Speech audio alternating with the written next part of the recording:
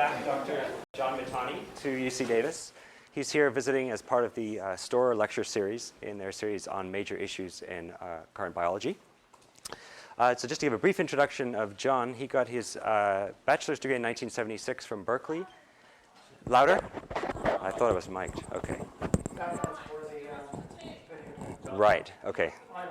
Okay, John's on. John got his PhD in 1984 from UC Davis. He then went off to Rockefeller University for 3 years to do postdoctoral work with Peter Marler. His PhD work was with Peter Rodman here at UC Davis. He stayed at the Rockefeller University for a couple of years as an assistant professor before coming back here to Davis as an assistant professor of zoology for a year. In 1990, he joined the anthropology faculty at the University of Michigan, where since 2002, he's been the James Spuler Collegiate Professor of Anthropology. John has served on the editorial board of lots of journals, including serving as the editor for Animal Behavior for 3 years between 2002 and 2005, and since 2006 being the editor of Advances in the Study of Behavior. John's won numerous awards and prizes in multiple countries, and just to name a few, he was named to the Michigan Society of Fellows, he was an SF Presidential Faculty Fellow, and was named as a Fellow of the Japanese Society for the Promotion of Science. He's had many grants, including multiple grants from the Guggenheim Foundation, National Geographic, Leakey, the Leakey Foundation, and others. And he's won 5 awards for distinction in undergraduate teaching at the University of Michigan. And I think he's been very successful in bringing young scientists into the field and encouraging them. And this was my first interaction with John, was after the very first talk I ever gave. You might not remember this. But this was in front of a room with many people that I looked up to, and I was very anxious. And I came back after my talk and sat down next to John, and he leaned over to me and said, "That was a great talk. What font do you use?" And so it's that kind of encouragement, you know. As many of you know, John's had a highly productive research career with 80 publications to date. This career is really quite remarkable in its diversity, both its taxonomic diversity. He studied birds and is the only person alive, as far as I know, to have done field studies on all 5 species of apes. His work is also very theoretically broad as well. It encompasses a range of things, including human evolution, vocal and gestural communication, social learning, behavioral genetics, demography, endocrinology, etc. In 1995, John started a long-term study of chimpanzees the Ngogo community in Kibale National Park. That work is still ongoing, and John will be sharing, I think, some of the insights he's gleaned on chimpanzee behavior in that study with us today. So please join me in welcoming him, and the title of his talk is Behavior of Wild Chimpanzees.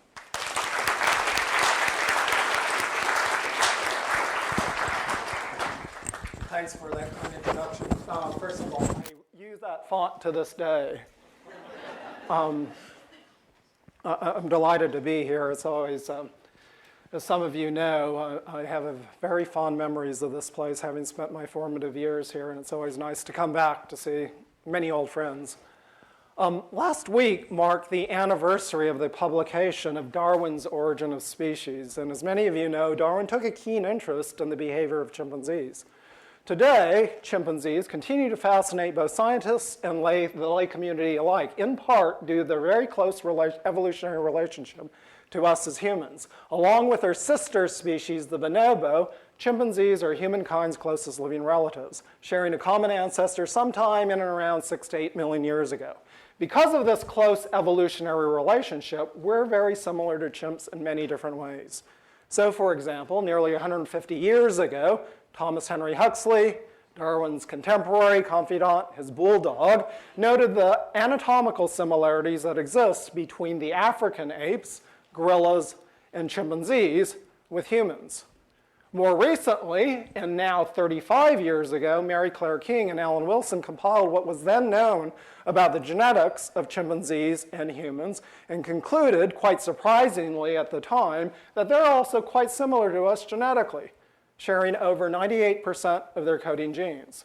That result was dramatically validated 5 years ago with the publication of the draft sequence of the entire chimpanzee genome. Similarities also extend to the realm of behavior. 50 years ago, Jane Goodall's pioneering observations of chimps in the wild making and using tools forever altered our conceptions of what it is to be uniquely human. Upon hearing of Jane's observations, the famed paleoanthropologist Louis Leakey was noted to have quipped, "Now we must redefine tool, redefine man, or accept chimpanzees as humans." Now, in retrospect, what all this fuss was about is a bit questionable insofar as it appeared that Darwin seemed to be well aware of matters nearly 100 years before, for chimpanzees in West Africa used stone tools to crack open nuts that are otherwise difficult to process, as being illustrated here by this little fellow.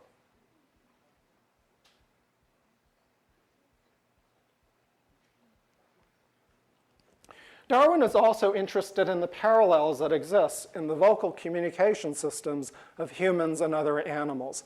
And here, too, similarities between us and chimpanzees exist. So, for example, in the wild, chimpanzees use some of the same gestures that we as humans use, gestures that we're all familiar with. It's easy for us to identify and interpret them. So, for example, a chimp in the wild will beg with an outstretched arm and open palm. During particularly tense, nervous, and anxious moments, chimpanzees will seek body contact with others, as illustrated in this next video clip.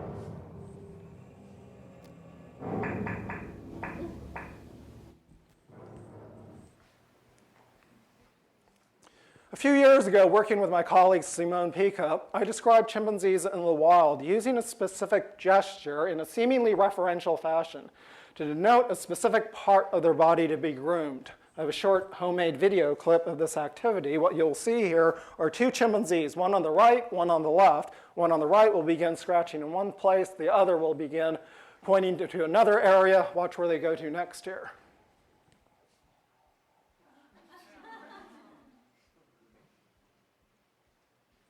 Now, humans are an unusually pro-social and cooperative species. Yet here, too, rudimentary similarities or parallels between them and us can be seen. Cooperation, as defined here, creates an evolutionary puzzle. For, as Darwin noted, the process of natural selection, the primary agent of evolutionary change, acts solely by and for the good of each. As a result, why individuals cooperate continues to be a major question in the study of animal behavior. A considerable amount of theoretical attention has been devoted to attempting to explain the evolution of cooperation in taxa as diverse as insects to primates. From an empirical standpoint, why males cooperate generates considerable interest, and the reason for this lies in the fact that the resource over which these individuals primarily compete, namely fertilizable females, are things that are neither easily shared nor divided. Studies of chimpanzees have featured prominently in discussions of male cooperation in animals. And the reason for this lies in the fact that male chimpanzees form strong social bonds with each other, and they're well known to cooperate with others both between and within communities. Between communities, male chimpanzees cooperate via their group territorial behavior. Within communities, male chimpanzees have been described to cooperate by forming short-term coalitions and long-term alliances. Male chimpanzees also cooperate in the context of sharing meat with each other, meat obtained in hunts. Now, as Andy indicated, for the past 15 years, I've been engaged in a long-term field investigation examining the behavior of chimpanzees in the wild with a special reference to male cooperative behavior. The site of my field activities is the Kibale National Park, and Kibale is located in the southwest portion of the present-day East African country of Uganda. Our field site is a place called Ngogo, and Ngogo lies right within the heart of the 700 or so square kilometer park. Lying at an altitude of about 1,400 meters above sea level, our Ngogo study site straddles an interface between lowland and montane rainforest. Now, part of our interest in this particular community of chimps that resides at Ngogo lies in its extraordinary size and structure. For with nearly 30 adult males and over 40 adult females, this community is by far the largest that's been described in the wild thus far. You might be sitting there asking yourselves, well, why is this community so big? Recent observations indicate that local feeding and ecological conditions contribute in important ways. Chimpanzees are frugivorous beasts. They make a living by feeding on the sugar-rich fruits that are seasonally abundant in their habitats. They feed on fruit significantly more than other monkeys, sympatric monkeys, they occupy their forests with. We've known for quite some time that Ngogo supports a very high population density of those frugivorous monkeys compared with other sites. One relevant comparison involves Kaniwara. Kaniwara is also located within the Kibale Park. It's only 10 kilometers away from Ngogo as a crow flies. At Kaniwara, there are far fewer frugivorous monkeys. There are far fewer chimpanzees. The large number of chimpanzees that reside at Ngogo are supported by abundance of food in the form of fruit trees. And additional observations indicate that those chimpanzees at Ngogo are reasonably well fed insofar as they have very high C-peptide levels. C-peptide is produced on an equimolar basis with insulin, and in this fashion can be used as a biomarker for energy balance. Now, regardless of why there are so many chimps at Ngogo, what their existence there means in a very practical sense is that on any given day, we can go out as human observers into the forests at Ngogo. We can fairly easily find chimps, we can follow them, and we can observe aspects of their behavior that are sometimes difficult to record and document at other sites. Now, what I'd like to do for you in the rest of my talk here today is to review some of the things we've begun to find out about the behavior of chimps derived from our studies in Ngogo, largely with respect to male chimpanzee cooperation. To place those findings in context and to provide a framework for interpreting them, I'll begin by reviewing some basic aspects regarding the social organization and social lives of these animals, highlighting in the process some recent findings derived from studies that have focused on the flip side of cooperation, studies focusing on competition that takes place both between females and males. So with that as the roadmap, let me begin. Chimpanzees, like many other primates, are social creatures. But the unusual thing about social groups of chimpanzees, things that we call communities, is that you'll rarely, if ever, find all individuals of a given community at a single spot at a single time. Instead, individuals living within those communities constantly fission and fuse. They form temporary parties that vary in size and composition. At Ngogo, a community, again, of about 150 individuals, average party size runs in and around 10 individuals. There's considerable variability in the party sizes that are formed, and here two factors go a long way in helping to explain that variation. One is food. Remind you again that chimps make a living by feeding on fruit. That fruit isn't always to be had, it's seasonally available, and it's during the good times, during periods of high fruit availability, that chimps feed in fairly large parties. During the lean times, during periods of fruit scarcity, the ecological costs of feeding competition are elevated, and to reduce those levels of competition they face, chimps simply scatter to the winds, forming smaller parties in the process. A second factor which helps explain that variation in party sizes that we observe is the presence of estrus females. As things turn out, female chimps in the wild reproduce only very slowly, making one baby on average only once every 5 to 6 years. When one of those rare females comes into estrus, male chimpanzees take notice. They flock around them. They form fairly large parties in their presence, much larger parties than in situations when there are fewer of those estrus females around. Now, despite the temporary nature of these parties, you shouldn't be led to believe that they're forming at random. For we've known for a very long time that male chimpanzees are by far the more social sex. These are the individuals that you'll frequently find roaming around the forest together in association, traveling together. Male chimpanzees also engage in any one of a number of different affiliative acts, such as these simple acts of social grooming.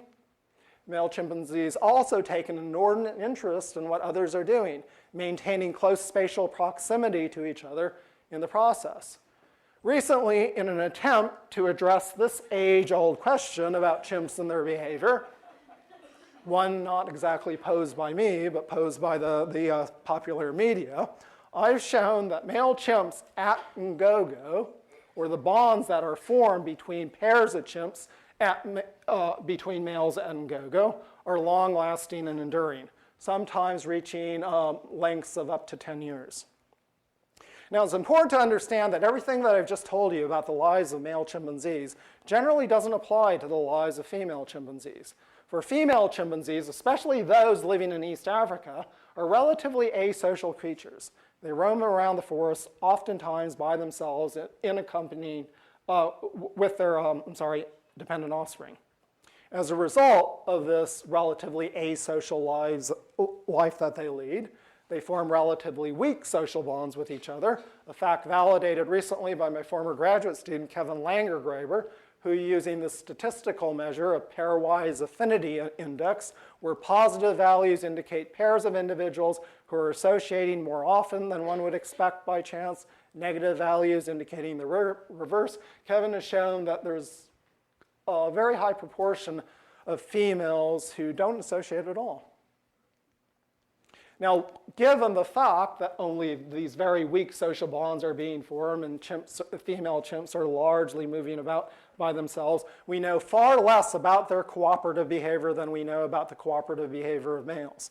Something that we do know about female chimps, however, revealed through recent research, concerns their competitive life. The relatively solitary nature of East African female chimps is thought to arise as a result of feeding competition. As they move about by themselves, female chimps occupy relatively small core areas that are embedded within the larger communal territory. There's considerable variability and heterogeneity in the habitat occupied by chimpanzees, and because of this, female chimpanzees compete for core areas, with high-ranking female chimpanzees settling on relatively small core areas compared with the larger core areas occupied by lower-ranking female chimpanzees. These same small core areas occupied by high-ranking females tend to contain generally more food than those larger core areas occupied by low-ranking female chimpanzees. As a result, high-ranking females gain a feeding advantage that they directly turn into the production of young. For over their lifetimes, observations indicate at the Gombe Stream National Park that high-ranking females generally produce more kids over their lifetimes than do low-ranking females. Male chimpanzees, of course, compete every bit as much as female chimpanzees, but instead of competing for food and for space, males will compete for those rare mating opportunities with females. Work by Martin Mueller and colleagues has shown that male chimpanzees actually prefer mating with older parus females over younger nulliparous females, females who have not yet given birth, and accordingly, levels of competition and rates of aggression are escalated in the presence of those females. Ongoing work by my graduate student, Marissa Sobolewski, has shown that aggression associated with this within-group reproductive competition is mediated by testosterone insofar as males in the presence of those females have relatively high levels compared to other situations. In keeping with John Wingfield's challenge hypothesis, those surges in T are limited to aggression that's manifest in the context of reproduction. Similar surges are not witnessed in other kinds of aggression as occurs in hunts or predatory aggression. Now, as males compete for mating opportunities, they form linear dominance hierarchies. There's an advantage to live at the top, with males who live at the top generally reproducing more than lower-ranking males. Two recent studies highlight this, one at Gombe in Tanzania, another at Budongo in Uganda, where alpha males at both of these sites have been shown to sire or father up to about 30% of all offspring born during their tenures.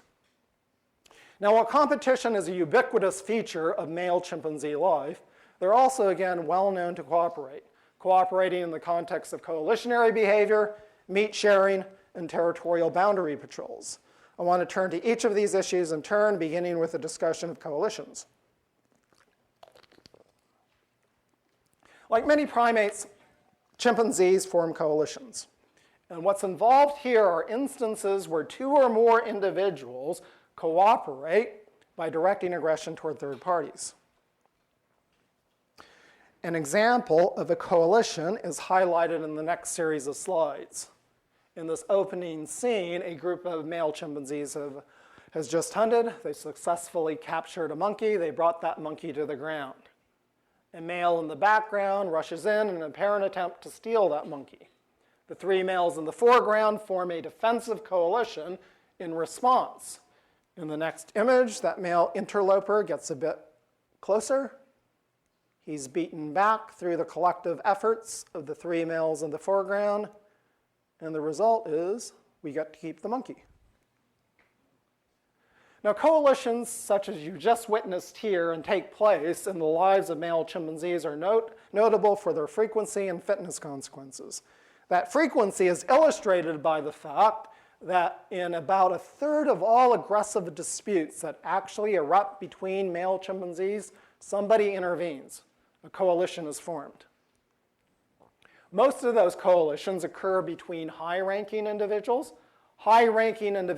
who join forces in what might be thought of a conservative fashion, directing aggression downward toward another individual who is lower ranking than themselves.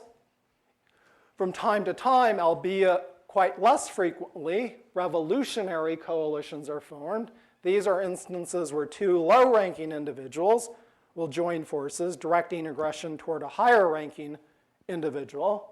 These bridging coalitions involve situations where a high-ranking individual cooperates with a lower-ranking individual to direct aggression towards somebody in the middle. The fitness consequences that these coalitions can have is nicely illustrated in a recent study conducted by Kim Duffy and colleagues. Kim, studying the Kanyawara community of chimpanzees, also located in the Kibale Park, has shown that males there who support the alpha male generally do better with regard to their mating success than males who don't support the alpha male as often. The interpretation given here is that when it comes time for these males to mate, the alpha male simply turns the other cheek, looks the other way, and lets them mate. The price of power, as they called it. I can also show you now that the receipt of coalitionary support at Ngogo also leads to important fitness effects in terms of increased mating. Given that these coalitions can have important reproductive consequences, male chimpanzees compete to gain coalitionary partners, and at Ngogo they do so by exchanging behaviors that are both similar and different in kind. At Ngogo over the years, we've been able to document quite consistently a pattern in reciprocity and coalitionary support. If I support you, I'm likely to be supported by you at some later date. Moreover, at Ngogo, male chimpanzees exchange goods and services that are entirely different in kind from coalitionary support, exchanging acts of social grooming for support, and also exchanging meat obtained in hunts for support. Now, before using these examples to conclude that giving depends on receiving, it's important to entertain other factors that might enter into this equation and confound the relationship. In this regard, I'll remind you that chimpanzees live in these fission-fusion communities, and what this means that not all chimpanzees of a given community are together all the time. Some days there might be 5 individuals together. Another time or another day there might be 15. And given this, the patterns of reciprocal exchanges and behaviors that I've just outlined might result as a simple byproduct of association. If individual chimpanzees are simply directing their behavior selectively toward others with whom they tend to hang out with. We can eliminate that possibility for all the examples that I've just discussed insofar as all those relationships persist after we can statistically control for the effect of association.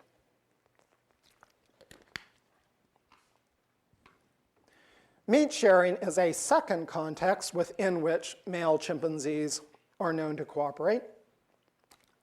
And here, chimpanzees are well known for their predatory behavior. They're quite good at this, with hunting success rates averaging over 50%, irrespective of where chimpanzees have been studied. The favored prey of chimpanzees during these hunts is displayed here in the form of red colobus monkeys. Wherever chimpanzees live sympatrically with these monkeys, they will hunt these monkeys, they will hunt them quite avidly. Here are the data from Ngogo collected over a period of several years where it's quite clear that the vast majority of all prey are red colobus monkeys. These hunts are quite chaotic affairs. And to give you a sense and idea of what it's like to be at a hunt, I'd like to show you this short little video clip. A short little video clip filmed by the BBC at Ngogo for the David Attenborough's Life of Mammals special.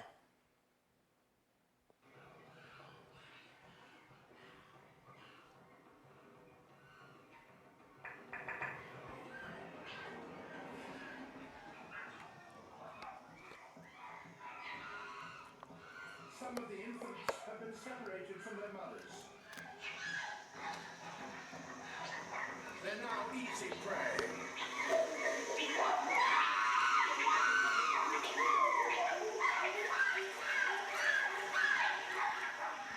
But it's not over yet.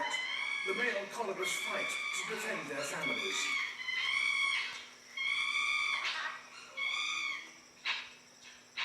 But they couldn't save this infant.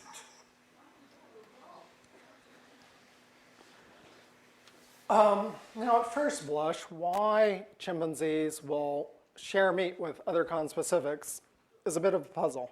And it's a bit of a puzzle insofar as meat is a scarce and valuable resource. It's something that's not eaten every day. It's clearly prized by all individuals in the community, and meat turns out to be hard to get.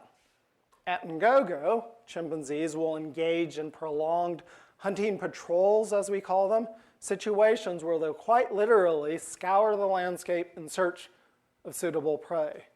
These hunting patrols last on average about 2 hours, at the end of which they may or may not encounter some red colobus monkeys. If they do, they might decide to pursue them.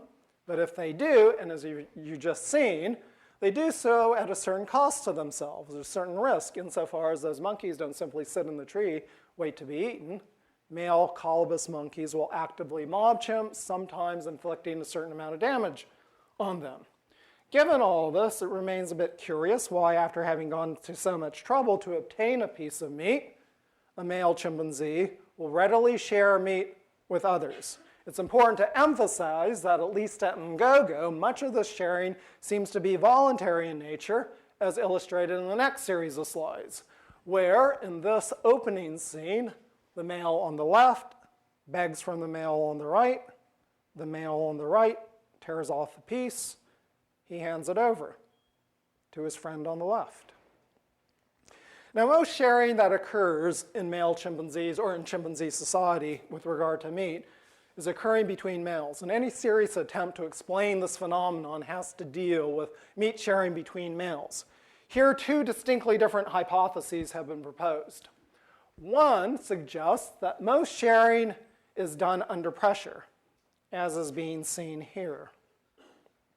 And the idea here is that meat sharing represents a form of tolerated theft, if you will, where individuals are merely relinquishing meat to relieve the pressure they're facing, relieve the levels of harassment they're facing from other chimpanzees who are constantly in their face begging from them. Well, this idea goes some way in explaining some aspects of meat sharing. It clearly can't account for these voluntary exchanges. It also says little about what's going on with respect to high-ranking male chimpanzees who frequently share with low-ranking males and who are not being pressured in the process. We clearly need a different idea. And a second hypothesis that has been proposed and goes some way to help explain matters invokes an important role for cooperation. This idea was formulated several years ago, and it derived from observations made by my old friend and colleague Toshisada Nishida. Nishida, here at the Mahale Mountains in western Tanzania, has been toiling away studying the lives of these chimpanzees for the past 45 years. And during the early part of the 1990s, he used observations of the then alpha male at Mahale, a fellow that he called Talogi, depicted here on the left, to come up with this idea. I actually cut my field teeth studying the behavior of chimpanzees at Mahale. I'm familiar with the situation. I was actually there as these events were unfolding, so I'm quite familiar with the situation. And as I remember events, chimps at Mahale would hunt. More often than not, Talogi would be there at those hunts. More often than not, Talogi would come away with a piece of meat at those hunts. But he would obtain meat not because he was a particularly skillful hunter. Talogi would obtain meat oftentimes because he was a brute. He'd steal it from others. That observation in itself wasn't all that interesting. What was interesting to Nishida and his colleagues, however, was what Talogi did with that meat after he stole it from conspecifics. For what Nishida and his colleagues described were situations where Talogi would selectively dole out pieces of that meat, dole out specific pieces of that meat to others in the group who would turn around and then help prop him up in the dominance hierarchy. From those observations, Nishida developed what I call the male social bonding hypothesis, the idea that male chimpanzees, in a very real sense, use meat as a social tool to develop and maintain social bonds with others. Our observations at Ngogo are largely consistent with this hypothesis insofar as I've already told you, most sharing occurs between males. They do this in a non-random fashion. There's a pattern of reciprocal exchange, such that if I have meat, I'm likely to get meat back from you.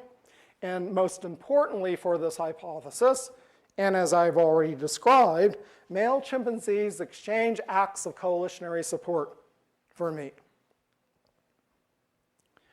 Territorial behavior is a third context within which male chimpanzees cooperate. And here, like many other animals, chimpanzees are territorial beasts. Interactions between individuals of different communities are typically hostile. The unusual thing about chimpanzee territoriality, however, is that sometimes those hostilities escalate to the point where somebody falls victim. For male chimpanzees, make lethal coalitionary attacks on their neighbors. Boundary patrols are an integral part of chimpanzee territorial behavior. And what happens here is really quite interesting. Imagine, if you will, for a minute, you're out with me, we're following a group of chimps. There could be a few chimps socializing, some others maybe feeding, others calling in the distance. Continue to watch those chimps, and you might notice a few of them, typically male, rise and move off in single file fashion into the forest. They can move a few meters, 100 meters, a kilometer or two, until they reach the boundary of their territory. When they arrive there, their demeanor and behavior changes quite dramatically. Everybody falls completely silent. They start scanning the environment, sniffing the ground. They become attentive to any and all motion in the tree canopy. Sometimes the chimpanzees will continue on. They'll make a deep incursion into the territories of their neighbor. What the chimpanzees appear to be doing is seeking signs, if not contact, with those neighbors. These boundary patrols are some of the most distinctive aspects of the behavior of chimpanzees. And to give you an idea of what's like to be on one of them, I'll take you on one, as filmed by the BBC for the Planet Earth series.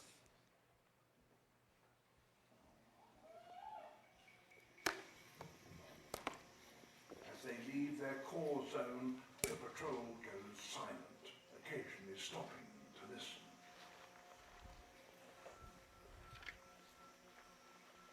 Signs of the enemy are detected and examined closely.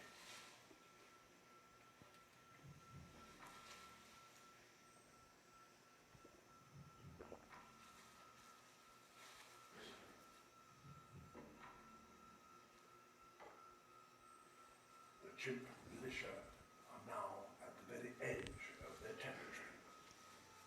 All need to be on maximum alert.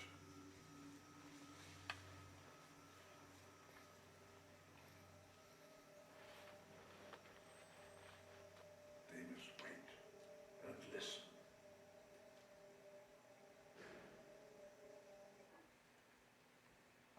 These patrols are infrequent events. They occur once on average every 2 weeks. And because of this, it's taken quite some time to build a picture of what's actually going on in terms of who actually participates, what's involved, how long they take, when they occur, as well as why they occur. After several years of study, we now are able to say something about each and every one of these aspects of territorial boundary patrolling. With respect to participation, we know that patrols are primarily male affairs, with both adults and adolescents participating. Patrols include, on average, about 13 individuals, and in keeping with the notion that patrols represent a form of between-group reproductive competition, patrolling males show elevated levels of testosterone.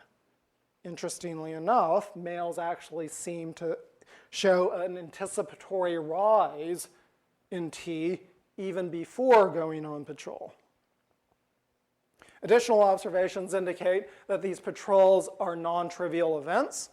They last about 2 hours on average, covering about 2.5 kilometers. By way of comparison, if you were to wake up with a group of chimps at Ngogo at the start of the day, follow them for the entire day until they bed down, and trace the linear distance you traveled during that day, you would have generally covered about 3 to 4 kilometers. So this 2.5 kilometer figure is relatively long by chimp standards. We've known for quite some time that these patrols are seasonally variable, that during some months they patrol quite a bit, yet other months they patrol not at all. Additional analyses indicate that the single factor which best describes or best tells us when those chimps will actually patrol is male party size. Patrols tending to occur when males are forming these seasonally large parties involving males. The reason for this probably lies in the fact that patrols, at least in theory, are dangerous affairs. Individuals can be injured while on patrol. In a worst case scenario, somebody can die. In order to reduce those inherent risks associated with patrols, males seem to find strength in numbers, only patrolling when they have a large number of others with them. Additional work by some of my graduate students have addressed some of the other costs associated with patrolling. So for example, observations by my former graduate student Sylvia Amsler indicates that patrolling is an energetically expensive activity. Patrollers travel more and feed less compared with other match control time periods. Ongoing work by my current graduate student, Marissa Sobolewski, has shown that patrols seem to be a stressful event, as assayed by the relatively high cortisol levels displayed by males while on patrol compared with baseline levels. Now, given that these tangible costs exist, one might reasonably ask, why do they patrol at all? Why does patrolling behavior occur? After 10 years of study, we now think we have an answer to this question. And part of the answer to that question takes its lead from the observation that from time to time, patrolling chimpanzees will actually encounter their neighbors. In about a third of all patrols, an encounter with neighbors will be made either orally or visually. And on very rare occasion, when those encounters are made, especially in situations where there's a clear numerical asymmetry, with many more patrollers than individuals encountered, these are the situations during which male chimpanzees will launch these lethal coalitionary attacks. One such attack is actually being illustrated here for you, where a group of male chimpanzees from Ngogo have been on patrol. They've encountered a male from another group. They're in the process of beating him up. The victim is somewhere hidden underneath this pile, completely hidden from view.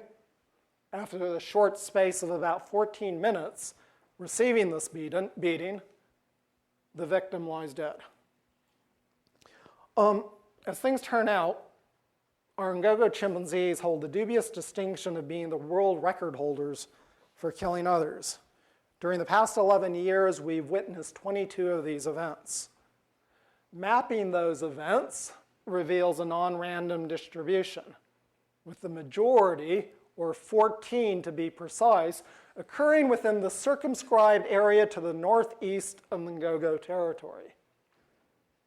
And in a dramatic series of events beginning last summer, or 2 summers ago, we witnessed the Ngogo chimpanzees expanding their range or their territory into this area once previously occupied by their neighbors.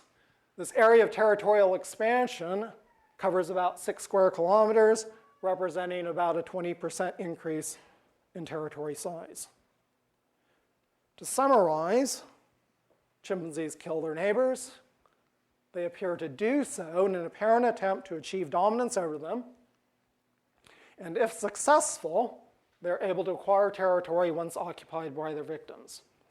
Acts of lethal aggression are certainly one of the more dramatic, if not most dramatic event in the lives of chimpanzees.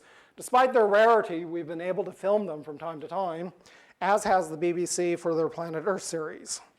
We'll pick up this following scene as a group of male chimpanzees on patrol are moving in on their neighbors.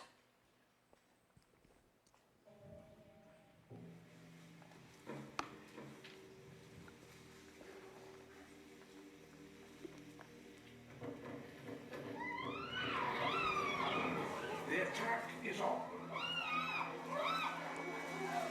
To intimidate their opponents, the aggressors scream and drum on buttress roots.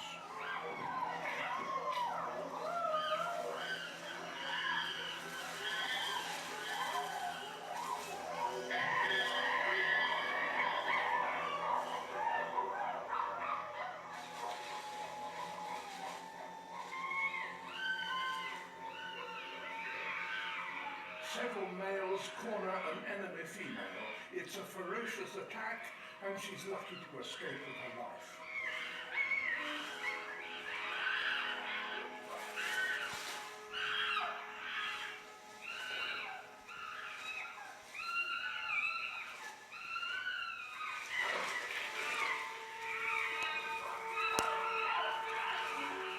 Others are not so fortunate.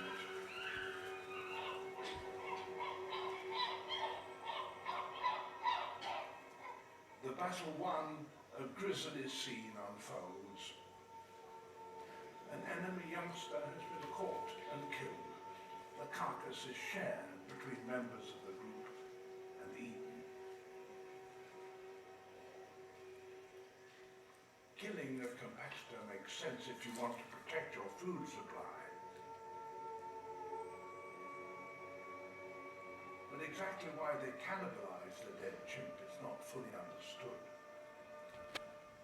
It may simply be a chance for some extra protein.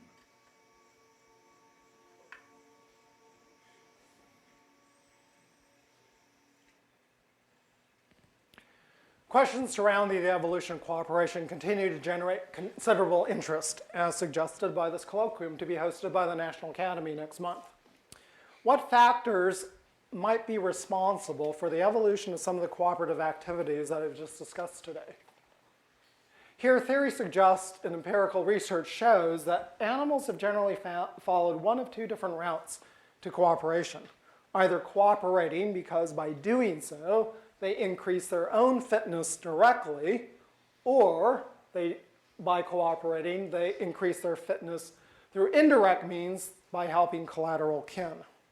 It's the second process, the receipt of indirect benefits via the process of kin selection, that has received the most interest with regard to male chimpanzee cooperation.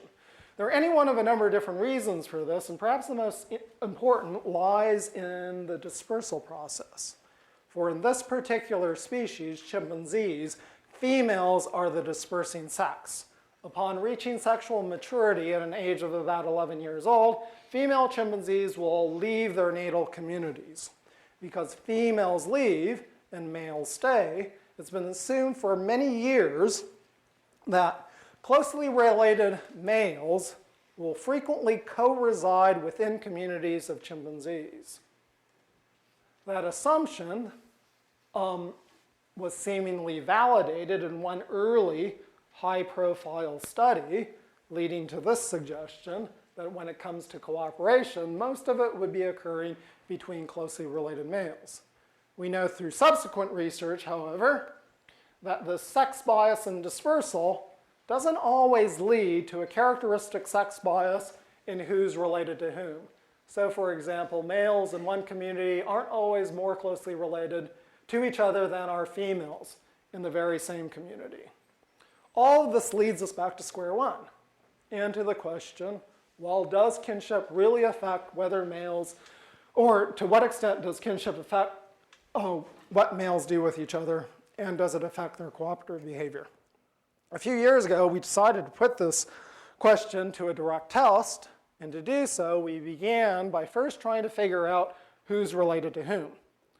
we've used genetic markers for that purpose, deriving genes from feces deposited by the animals. Now, there are any one of a number of different reasons that we've used feces. The first and probably most important one is that it turns out to be a lot of DNA in chimp fecal matter. But from a practical standpoint, another important reason why we relied on chimp feces is that the stuff is really easy to collect. Chimps defecate, they defecate quite a bit each and every day. If you ate fruit all day, you'd probably poop a lot too. From those fecal samples, we've been able to extract, amplify, and sequence several genetic markers from different loci that vary in their sex-specific pattern of inheritance. Using those genetic data, we've been able to determine with a reasonable amount of confidence who's related to whom through a maternal line, being related at the level of half-sib, having the same mother, maybe having a different father. We've focused attention initially on maternal genetic relatives for a good reason, and that reason lies in the fact that male chimpanzees are probably able to recognize who their maternal kin are. This is due to the fact that female chimpanzees form long-lasting and enduring relations with their offspring. Once we have that information regarding who's related to whom through the maternal line, we file it away for a second. We remain in the field, paying attention and recording observation of who's doing what with whom with regard to these 6 aspects of behavior. At the end of the day, we're able to put together the genetic information with the behavior, and when we do, we find that there's an effect. Individuals or males who are closely related to each other at the level of maternal half-sibs affiliate and cooperate more often than do non-kin. I've recently been able to extend that result by showing that those same maternal half-sibs form longer-lasting bonds than unrelated individuals. While these data indicate that kinship matters, we know that kinship isn't the whole story. And we know that kinship isn't the whole story because there's no effect of paternal relatedness. Individuals who are related to each other at the level of maternal half-sibs affiliate and cooperate no more frequently than do unrelated individuals. And we also know through observation that male chimpanzees quite frequently cooperate with totally unrelated individuals. And it turns out to be the fact that most cooperation is occurring between unrelated pairs. So what next? At the end of the day, what we really want to know is whether there are any long-term fitness consequences to all this cooperation. Or in other words, to what extent does cooperating in the context of coalitionary behavior, meat sharing, and boundary patrolling, to what extent do chimpanzees take all that cooperation and translate it directly into the production of kids? Well, I can't answer that question right now. We're conducting paternity analyses to get at that issue. And while I can answer the question regarding the long-term fitness consequences of cooperation, I can say something about some interesting and intriguing findings that are emerging from these analyses. Perhaps the most intriguing, if not interesting, is illustrated for you here in the form of the relative lack of reproductive skew being displayed by male chimpanzees at Ngogo. High rank matters, and high-ranking males are generally doing better than low-ranking individuals, but the pattern of skew illustrated here is very different from that which has been shown at other sites, where alpha males at sites such as Gombe, as well as Tai in West Africa, are making anywhere up to 30 to 50% of all the babies. That relative lack of skew at Ngogo is probably a natural consequence of the fact that there are so many males there. And with so many males to compete with, it probably proves difficult for a single male to dominate and to control the situation. Our analyses are ongoing with respect to this. We've recently actually had a little baby boom, and with another round of field work that's actually ongoing right now, and subsequent analyses in the lab, we're actually quite hopeful that we'll be able to maybe even double that sample, at which point in time we'll be able to have some robust things to say with regard to this. So that brings me to an end, actually, to what I have to say to you today. I hope I've been able to convince you with my comments today that through our long-term observations of these Ngogo chimps, we've been able to provide new insights into the behavior of these animals. I trust there will be another time in the near future that I'll be able to return to the Davis campus because our studies of chimpanzees are ongoing. The more we study, the more we learn. And during a future visit, I hope to be able to return to relate to you some of the new findings that we've been able to discover about these animals as they continue to give up the secrets of their lives to us. I'd like to acknowledge my collaborators as well as funding sources. And with that, I think I can take some questions. Thank you very much for your time.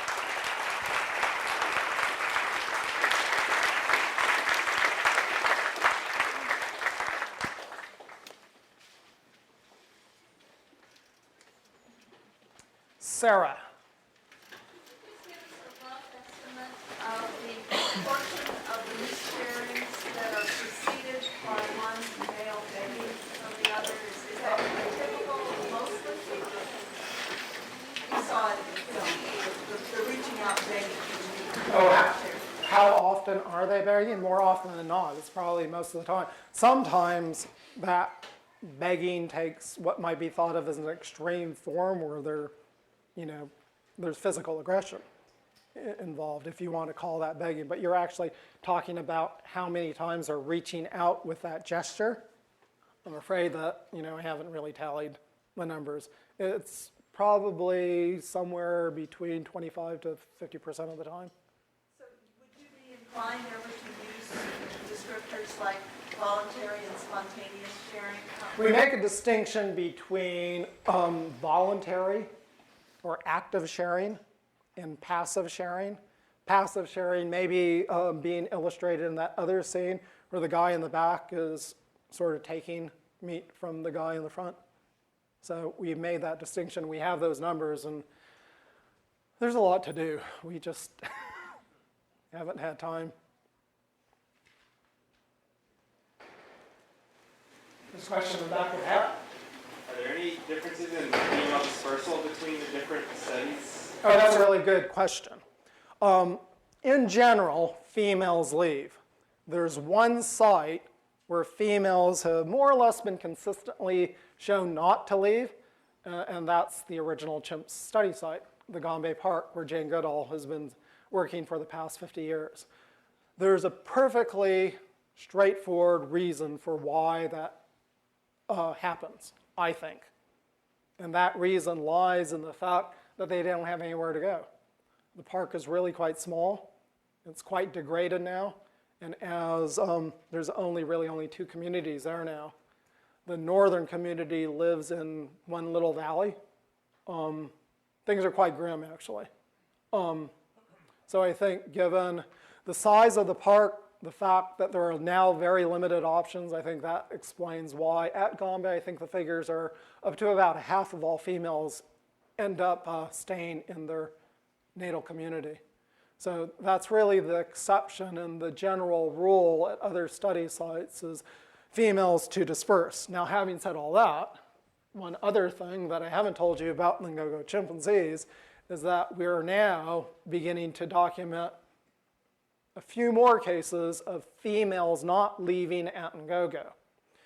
And our explanation for this is that a general idea for why females disperse is to avoid the deleterious consequences of inbreeding. If they leave, they're going to mate with others who are not related to them, but imagine the situation again in Ngogo, with a very large community with many male mating options to be had. Maybe inbreeding isn't such a problem. And we have a few instances where females have in fact stayed, where what they do is they're raised in one part of the territory, say the eastern part of the territory. They move over to the western part of the territory to set up their core area.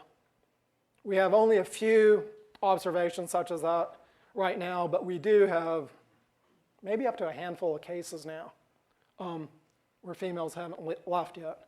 That's really not much to go by or say anything about. These animals are very long-lived. You say 15 years is a long time.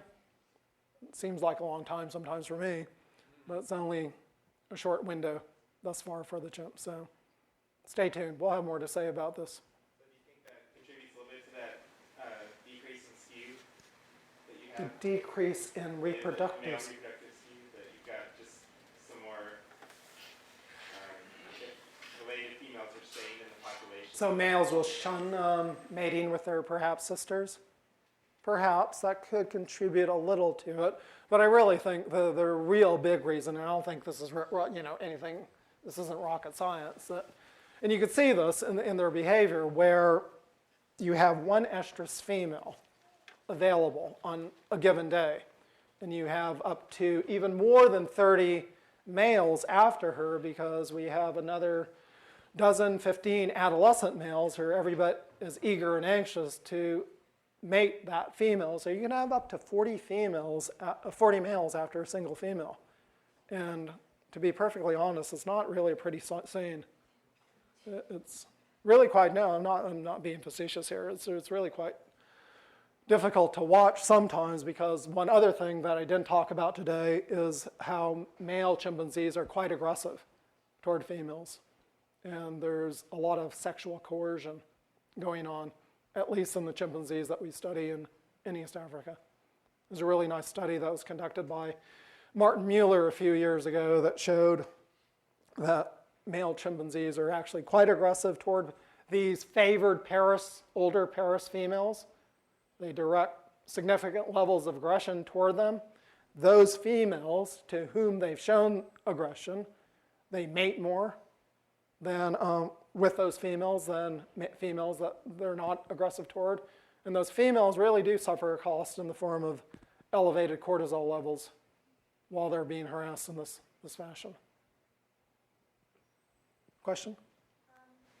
Since the females don't usually live in groups, how does the hunting differ from the males? Oh, I guess I didn't mention that. I was here to give a talk a few years ago where I went into hunting behavior a little bit more and didn't want to repeat myself. But hunting also, like patrols, is primarily a male affair. Males are responsible for most of the kills. That's not to say that females don't hunt, but hunting is conducted by males far more frequently than by females. That's something that, maybe I shouldn't say this, something that Jane Goodall has never been happy with. Those of us who have studied the behavior of chimpanzees. But, yes? What seems to account for the preference for older females to mated? Oh, very good question. Question is about why do male chimpanzees seem to prefer these older Paris females over younger nulliparous females, females who have not yet given birth? I think one interpretation, and the favorite interpretation, is that they're just going for the proven performers. That females who have reproduced often, as they've shown that they can do this, and these younger immigrant females, when they first come into a new community, are generally shunned. They experience a period of adolescent sterility shortly after immigrating, and it takes up to about 2 years following immigrating into a new group to give birth for the first time. And during that period, younger males and females are mating those females, but for the most part, they're being ignored. Years ago when I was, and I think this is generally, maybe Sarah, Kelly, Sandy, Peter can contradict me, and Andy can contradict me on this, but I think this is a fairly general pattern in non-human primates. I remember years ago when I was a graduate student, one of my fellow graduate students, Linda Scott, conducted a study of young female baboon behavior, and was really one of the first, if not the first, to document this very same pattern, where older females were generally favored as mating partners in baboon society over these younger nulliparous females. Rick? How does the distribution of cooperative behavior, indirect cooperative behavior, does it change with respect to resources are abundant, is there more or less generalized cooperative behavior than when resources are scarce? So you would think that when the going gets tough, that you might direct more aid and be more aid to. Well, I mean, it could go the other way. There you go, either way. No, I see. And when the going gets really tough, then you don't really need as much help because there's really little inclusiveness to the Good question. I'll be perfectly honest. I can't answer that question. That's a really interesting question. When the going gets, here's another thing. There's just, I sort of touched the surface of what's going on in the study of chimpanzee behavior. And there are a lot of different people who are studying the behavior of chimpanzees, I being only one of them, and a lot of my colleagues are doing fascinating work. And with regard to this going gets tough, one of the great stories, recent stories that I really like, has been told out of Gombe, where when things get really tough with regard to low fruit availability, male chimpanzees there in adulthood seem to slink back to the area that they grew up in, that they grew up in with their small core area inhabited by their mothers, even in cases where their mothers have been dead for several years. So the interpretation there is that they just go back home. They're presumably more familiar with that area, have a better knowledge of where the food might be, so when the going gets tough, the tough go home. But no, nothing about help in that matter either.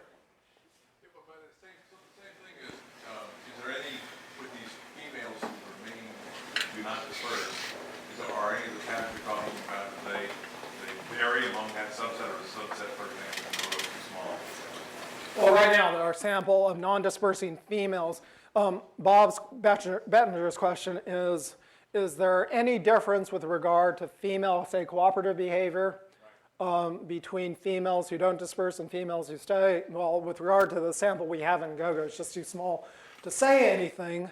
From Gombe, where this process occurs quite a lot, where this process doesn't occur a lot, where females actually stay, there have been a few anecdotes, quite interesting anecdotes, where related females will sometimes launch gang attacks on other females living within the community.